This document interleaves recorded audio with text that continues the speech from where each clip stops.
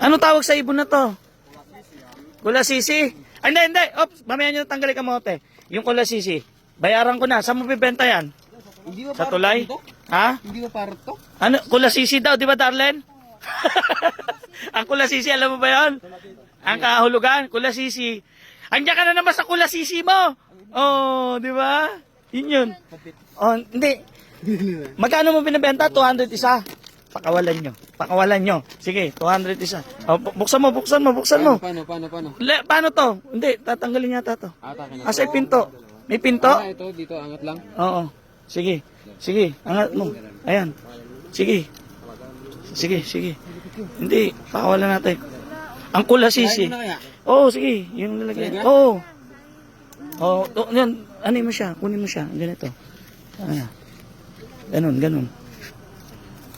Sisi, Yung isa na lang. pakawala tayo. Yung isang apare. Yan. Hindi, sige. Buksan mo. Baka meron din makawala dyan yung walang ano. Sige. Hindi, sige, buksan mo. Pero ang ganda ng pagkatulang kulungan. Ha? Ito, ang ganda ng pagkawala ng kulungan. Ito. Pakawala mo. Oh!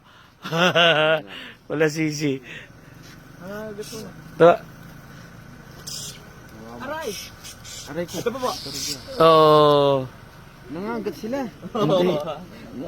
Tuka lang yun. Ito. Sige. Sige. Ay. Malaya ka na.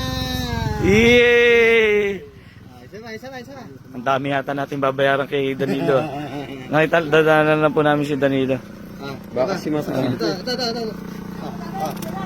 Uy! Ang ganda!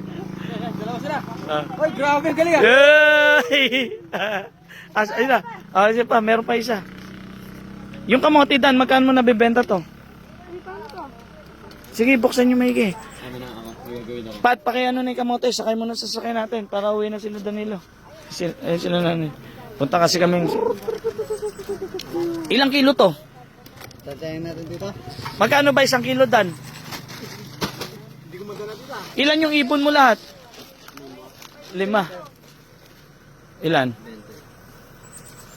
20? Oh, gawin mo ng 30. Magkano ba kilo kamote? Ate? 10 piso. Ha? Ha? 50. Oh, di ano? Oh. Ay, yun. Oh, 2.5. Ayun oh. Oh, okay na. Oh, kargan yung kamote. Lang bilang ang ngalan, 2.5. Baba. Para makauwi na sila. Oh, di ba? Galing ka. Nagugot lang yun.